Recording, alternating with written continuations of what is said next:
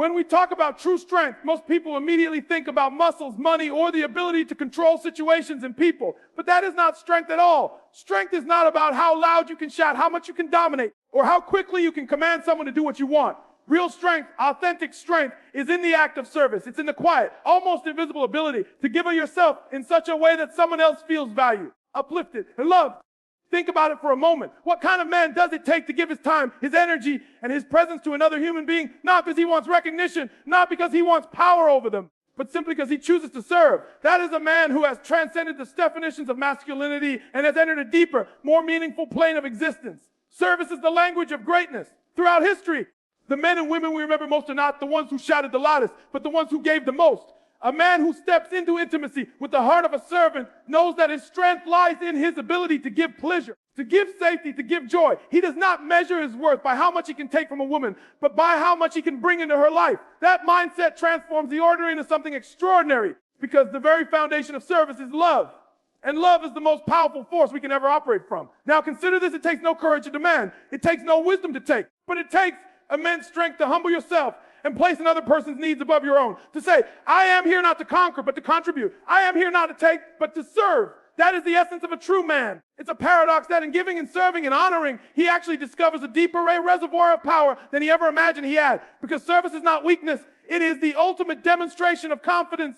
Imagine a man who enters a relationship with a mindset that his role is to honor the woman he is with. Every action, every touch, every word is designed to uplift her, to empower her, to remind her of her beauty and her worth. That man is not just a partner. He is a builder of worlds. He understands that his greatest contribution is not in showing off his strength, but in channeling that strength into making someone else's life better. And when a man does that, he does not shrink, he expands. He grows in stature, he grows in respect, he grows in love. Strength and service is also about security. When a man is confident enough to give without keeping score, without expecting something in return, it means he has already overcome his insecurities. He doesn't need validation from conquest. He has validation from contribution. He doesn't need to prove himself through domination. He proves himself through dedication. That type of strength cannot be shaken because it is rooted in something eternal, the willingness to serve from a place of abundance. Think about how rare that is. In a world where so many people are looking for what they can get, the man who focuses on what he can give immediately stands out. He is rare, and rarity creates value. A diamond is valuable not because it exists, but because it is scarce. Likewise, a man who embodies service and intimacy and love in connection becomes valuable beyond measure because he is not ordinary. He is extraordinary. He is not just thinking of himself. He is thinking of the other. And that is what makes him unforgettable. There is a hidden law at play here. When you serve, when you honor, when you give, you activate something within yourself that elevates you. The act of service rewires your mind, operate at a higher frequency, a frequency of love, abundance, and growth. You cannot serve deeply and stay small. You cannot uplift someone else without elevating yourself.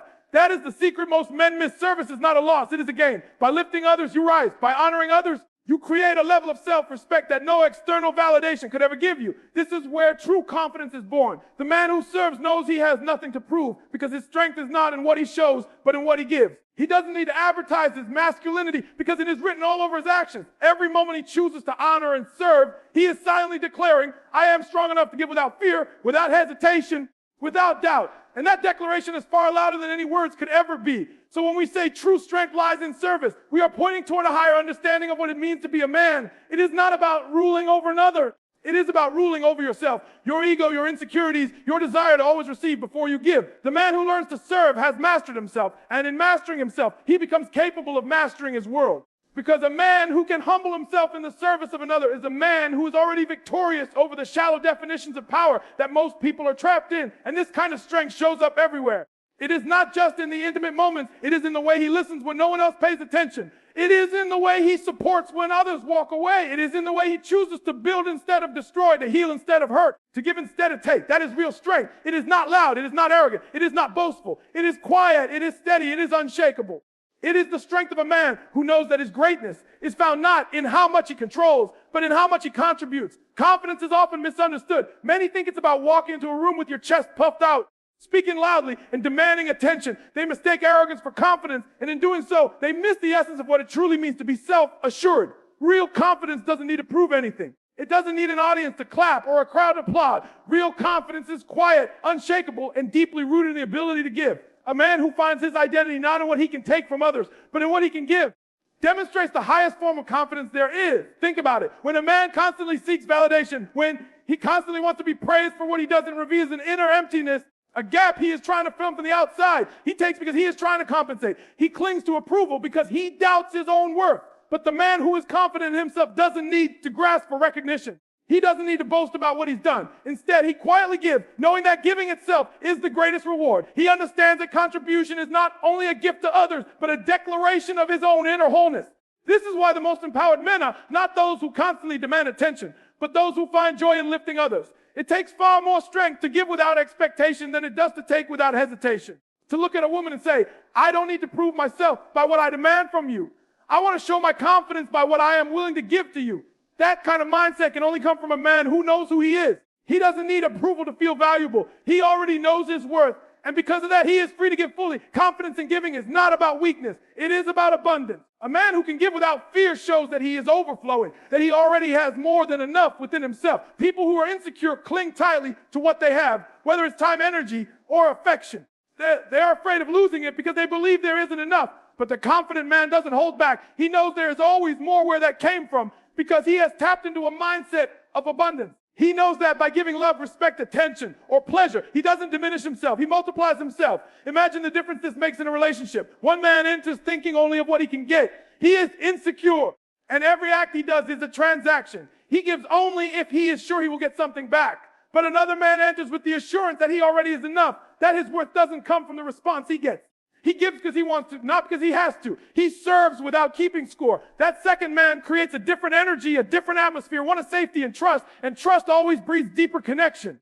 Confidence in giving also requires courage. It requires you to risk vulnerability. When you give without guarantee, you are exposing your heart. You are saying, I trust that my giving is valuable even if it is not returned. That is true confidence. It says, I don't need to hide behind walls of pride or shields of ego. I am strong enough to offer myself fully. That kind of courage separates the average from the exceptional because most men are afraid to be that open. They fear rejection. They fear being taken for granted. They fear not receiving in return. But the confident man doesn't operate from fear. He operates from strength. And when a man carries this kind of strength into intimacy, it transforms everything. He is not thinking, what do I get from this moment? But rather, how much joy can I give in this moment? He knows that pleasure is multiplied when it is shared. And so he focuses on creating it instead of consuming it. That kind of focus does not weaken him. It elevates him. It places him in a position where he is no longer a seeker, but a giver. And in giving, he discovers a satisfaction far deeper than any taking could provide. Confidence in giving is also timeless. It shows up outside of intimacy too. It is in the way he helps without waiting to be asked. It is in the way he listens without needing to interrupt. It is in the way he supports without making it about himself.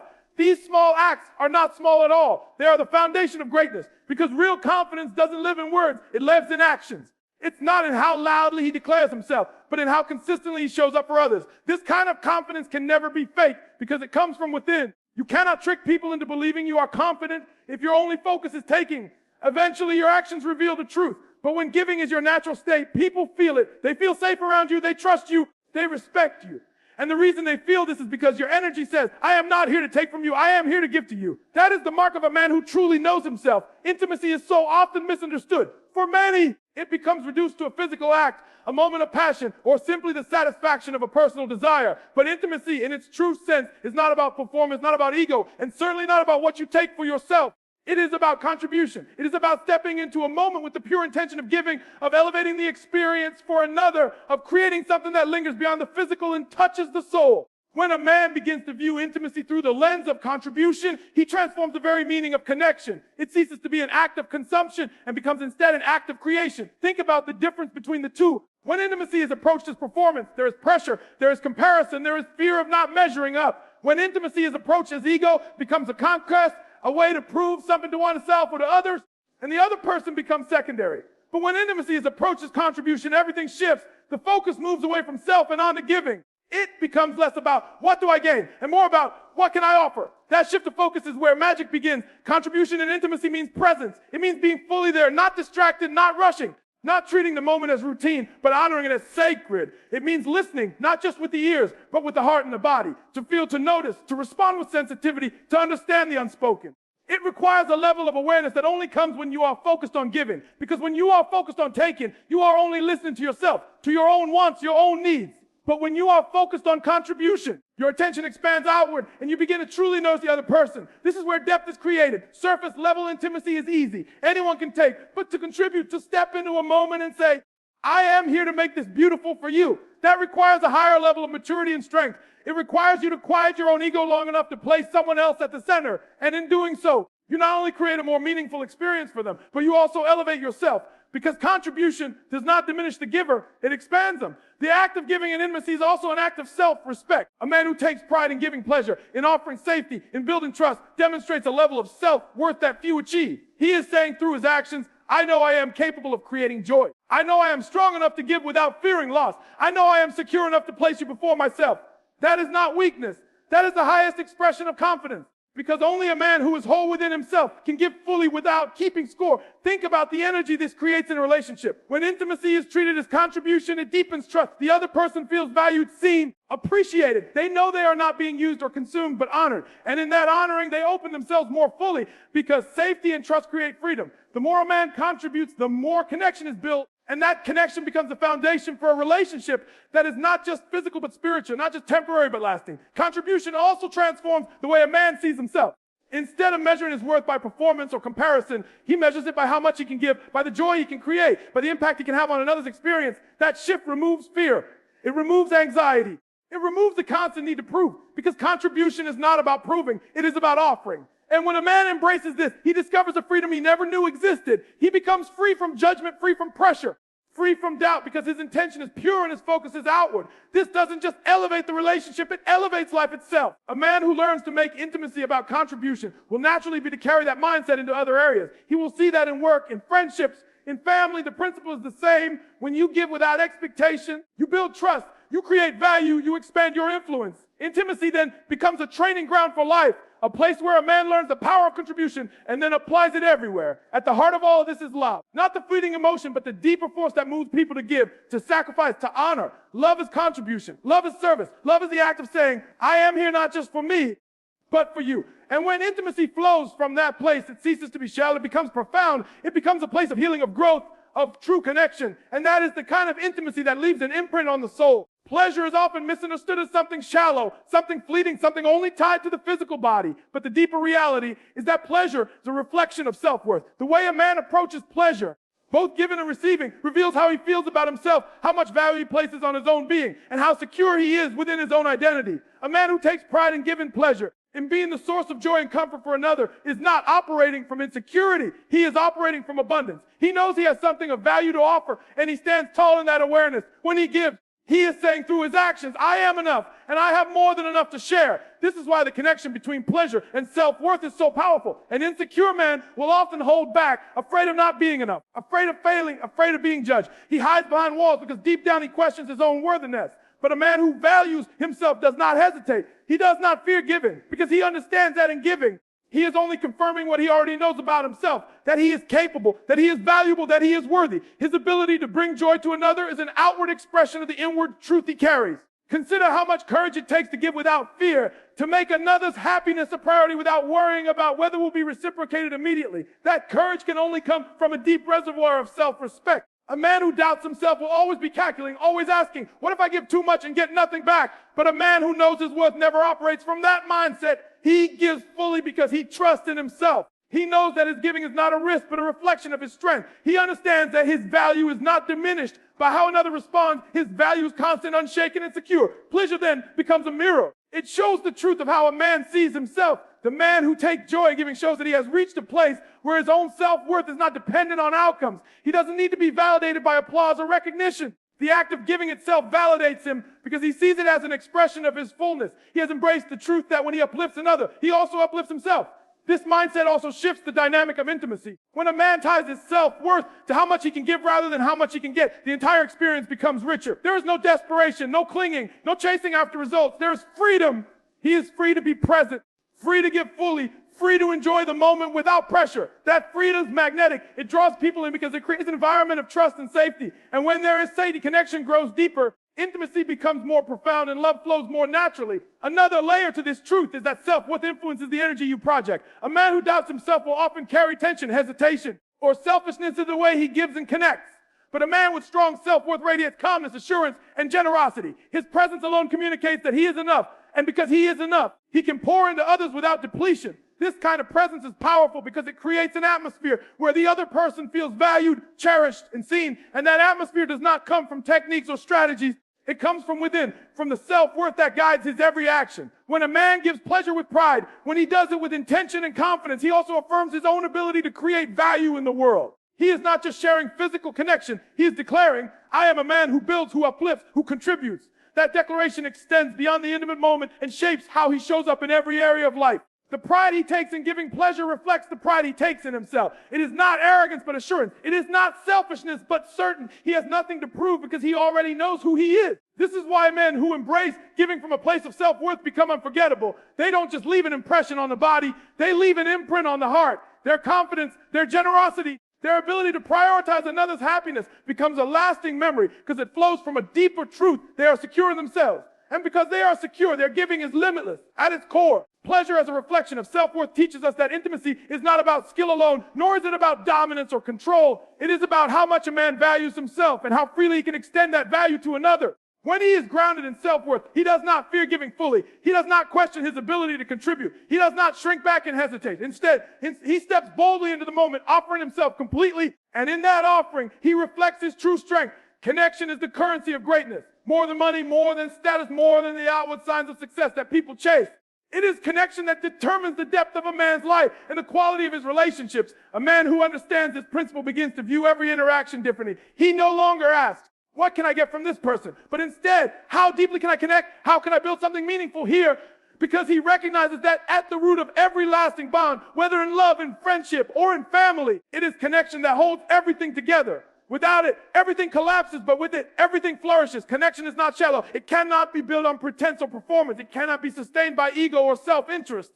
True connection is forged when two people are willing to be vulnerable, to open themselves beyond the surface, and to share a part of who they truly are. For a man, this requires courage, because it means stepping away from the far-aided control and strength that society often tells him to maintain. It means being willing to listen, to feel, to be present, to care without conditions. And in doing this, he discovers that connection is not a weakness. It is his greatest source of power. The man who builds deep connection does not see intimacy as a transaction. He does not enter into moments asking only what he can receive. Instead, he recognizes that connection multiplies when it is nurtured. The more he invests in it, the more it grows. The more he gives to it, the more it returns. He sees connection as a living thing, something that needs care, attention, and intention. And because of that, he approaches it with reverence. Every word he speaks, every action he takes carries with it the energy of someone who is not simply passing time, but building a bridge. Think of how this changes intimacy. Instead of rushing through moments, instead of treating them as routine or mechanical, a man who values connection slows down. He allows space for presence. He allows time for listening, for noticing,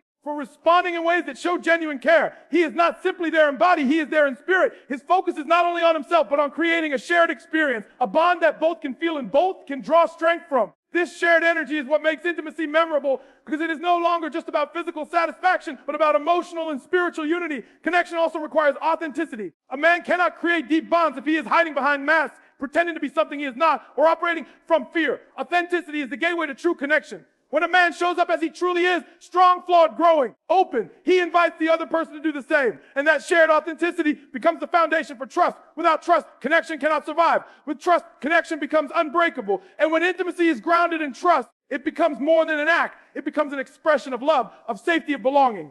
The beauty of connection is that it multiplies fulfillment. A man can achieve great things in life. He can earn wealth. He can achieve status.